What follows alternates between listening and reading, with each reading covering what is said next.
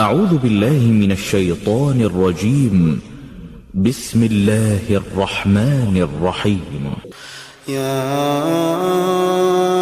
أيها المزمل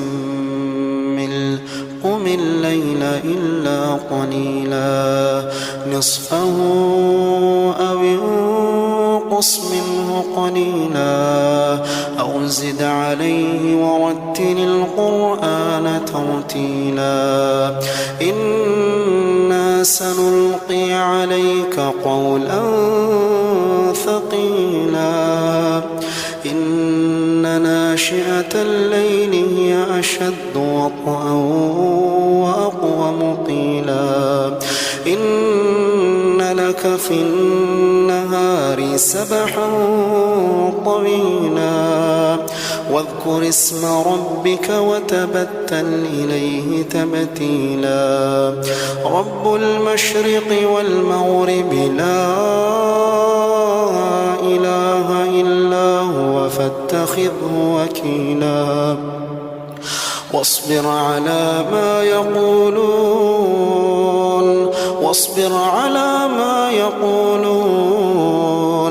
واهجرهم هجرا جميلا وذرني والمكذبين أولي النعمة ومهلهم قليلا إن لدينا أنكالا وجحيما وطعاما ذا غصة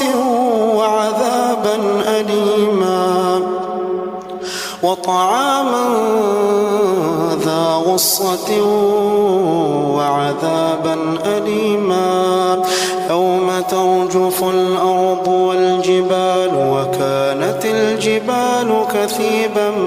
مهيلا إنا أرسلنا إليكم رسولا شاهدا عليكم كما أرسلنا إلى فرعون رسولا فعصى فرعون الرسول فأخذناه أخذا وبيلا فكيف تتقون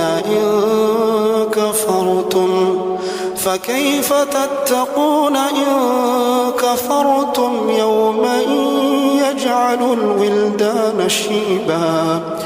السماء منفطر به كان وعده مفعولا إن هذه تذكرة فمن شاء اتخذ إلى ربه سبيلا إن ربك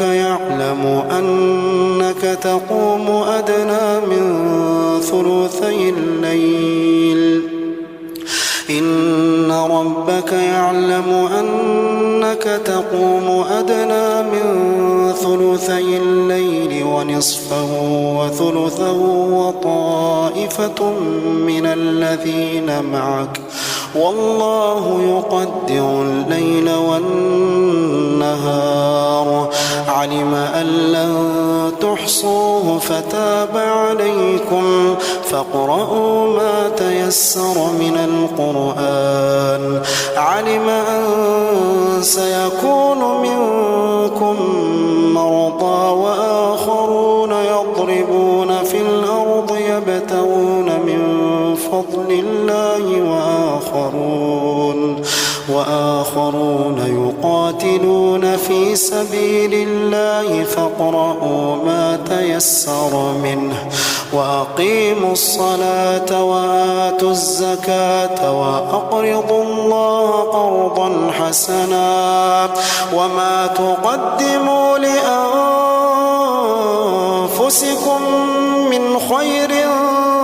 تجدوه عند الله هو خيرا وأعظم أجرا واستغفروا الله